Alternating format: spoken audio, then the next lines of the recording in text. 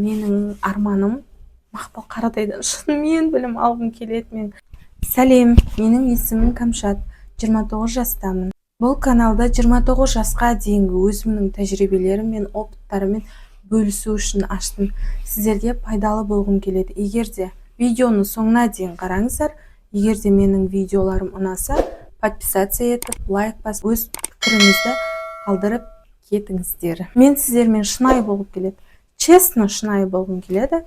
Камера болғаннан кейін мен кішкене қобалжып тұрмын. Кез келген адамның сыртқы және ішкі факторы болады. Сыртқы факторы тек сыртқа, басқа жандарға сырт көрінетін нәрселер.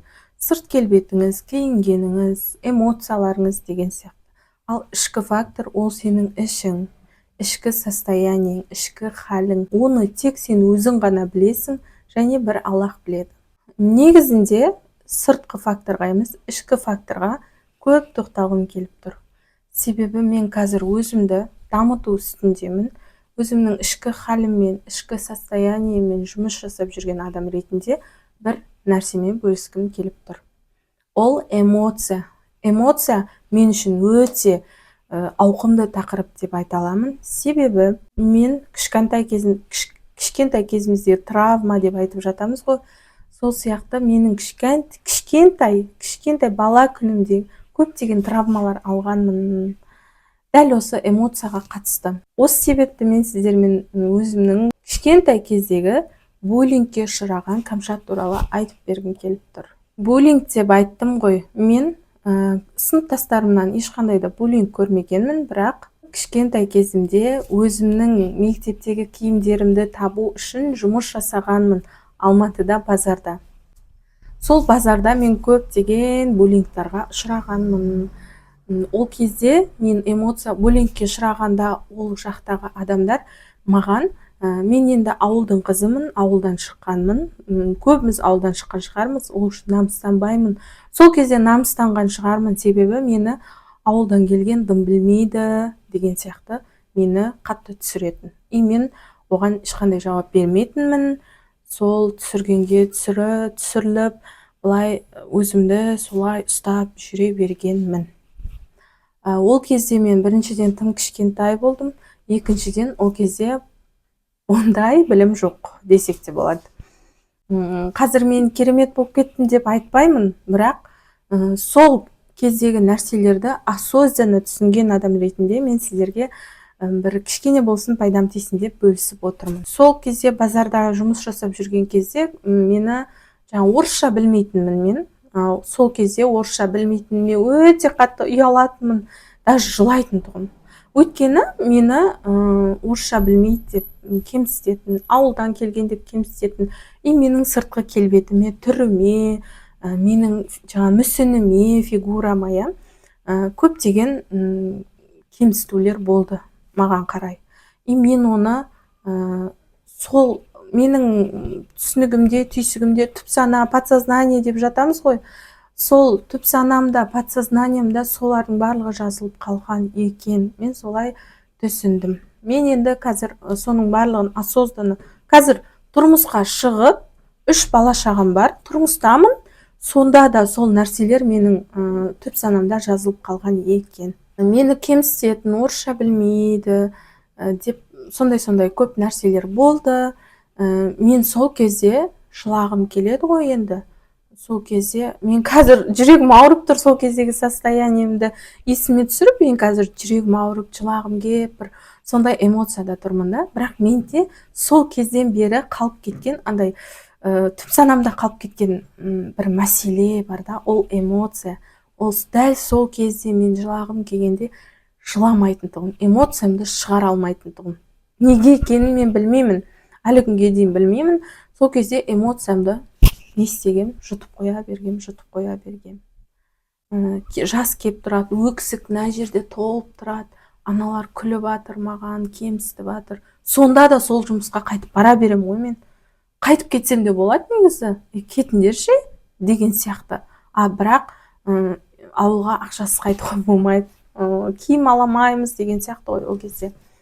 Енді мен өзімнің балаларымның, қазір менің 2 қызым, 1 ұлым бар, 3 бала шағам бар, Аллаға мың да бір шүкір.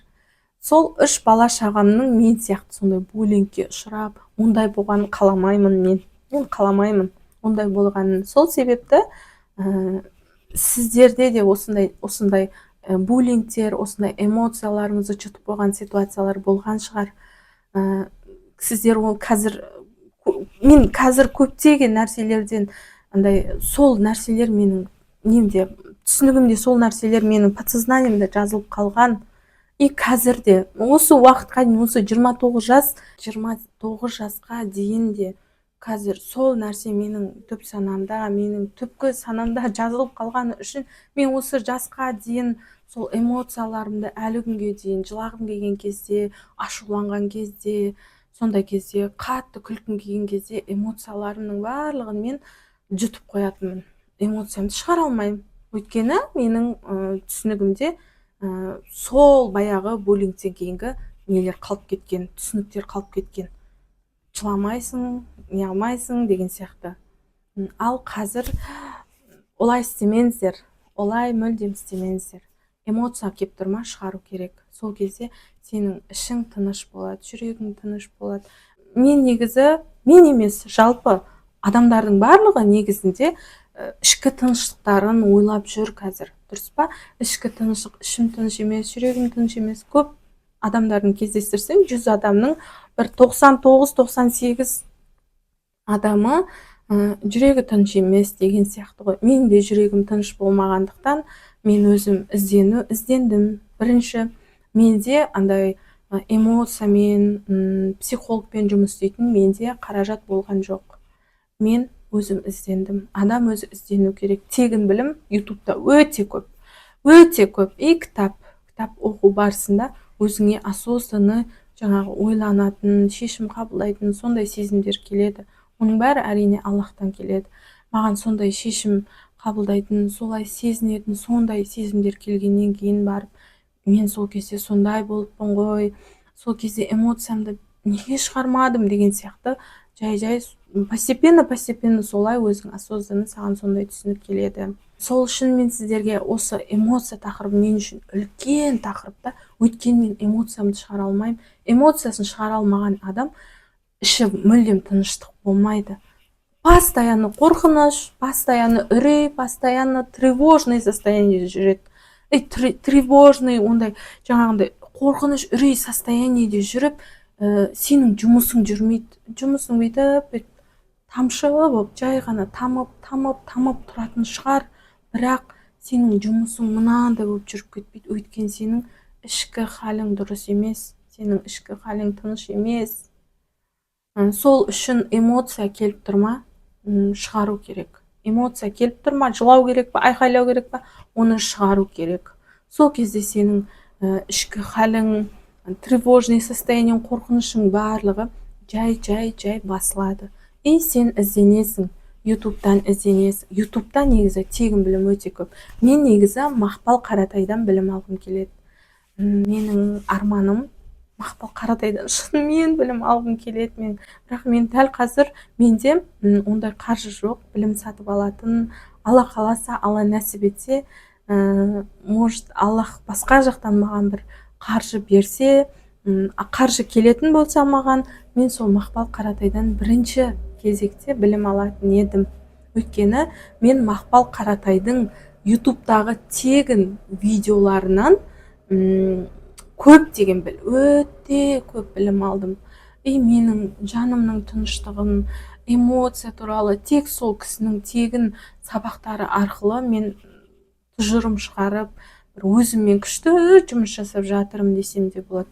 Гармония дейді да, адам гармонияда болу керек деген нәрсені мен мүлдем түсінбегенмін осы уақытқа дейін. Бірақ мен қазір сол кісінің, Мақпал Қаратайдың тегін сабақтарынан кейін мен гармонияның не екенін біліп жатырмын да. Гармония деп айтып жатамыз ғой. Гармония деген не екенін мен енді түсіндім. Мақпал Қаратайдың тегін видео урок, ютубтағы тегін видео сабақтарынан кейін мен гармонияны түсіндім. Ол сенің ішкі халіңнің тыныштығы. Тревожный болмайсың, үрей болмайды, қорқыныш болмайды жүрегіңде. Барлығы тыныш, барлығы нормально, барлығы керемет қалыпта. Вот сол гармонияда сен қандай жағдай болса да, қандай нәрсе естісең де, мысалы балаң садиктен бір жер жырылып келді, болмаса біреумен конфликт келіп қалған, сол кезде күні бойы соны ойлап нервішілетіп жүреміз ғой. Мен сондай состояниеде болдым, бірақ мен ондай состояниеден шығдым. Ол менің ізденуімнің жаңағы арқасында деп ойлаймын. Сіздер де ізденіңіздер. ютубта тегін білім деген енді айта алмаймын, өте көп. Ізденген, шын ізденген, шынымен мен өзгерейінші деген адам ақшасы жоқ болса, рассрочкаге, кредитке білім алам деп жүгірмесін деп айтар едім. ютубтан бірінші көптеген жаңағы өзіңмен айналысатын, өзіңмен, өзіңнің ішкі халіңмен, өзіңмен арпалысатын сабақтар өте көп.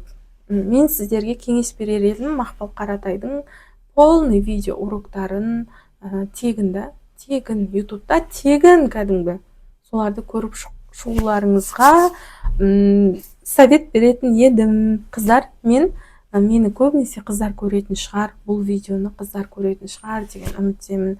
Эмоцияларыңызды кеп тұрма шығарыңыздар, ешкімнен қорықпаңыздар. Мен постоянно осыдан бір ай бұрын менің халім басқа болатын, ал менің қазіргі ішкі халім мүлдем басқа. Осыдан бір ай бұрын қорқыныш үрей менің жүрегімде көп тұғын. Мен Мақпал ханымның сабақтарын тыңдадым, жанан істеш, мынаны істеш деген практикаларын жасадым. Менің ішімдегі қорқыныш үрейлердің бәрі жоқ болып кетті. Мүлдем жоқ болып кетті. Даже қорқа алмаймын мен, қорқа алмаймын. Біреуге айту керек нәрсені айту керек. Бірақ адамның көңіліне де қарау керек деген сияқты ой. Соның барлығын ажырата алып жатырмын. Аллаға мың шүкір. Сау болыңыздар. Келесі видеоны міндетті түрде түсіретін боламын. Мен керемет тағы да дәл осындай өзін дамытып, өзінің жаңағы ішкі тыныштығын іздеп жүрген адамдарға тағы да арнап видео түсіретін боламын. Мені жоғалтып алмаңыздар. Мен сіздерге өте пайдалы ақпараттармен, тек қана пайдалы заттармен бөлісетін боламын. Сол үшін маған тіркеліп алыңыздар. Видеома лайк басып, астына өз ойларыңызды, пікірлеріңізді жаза кетіңіздер. Сау болыңыздар.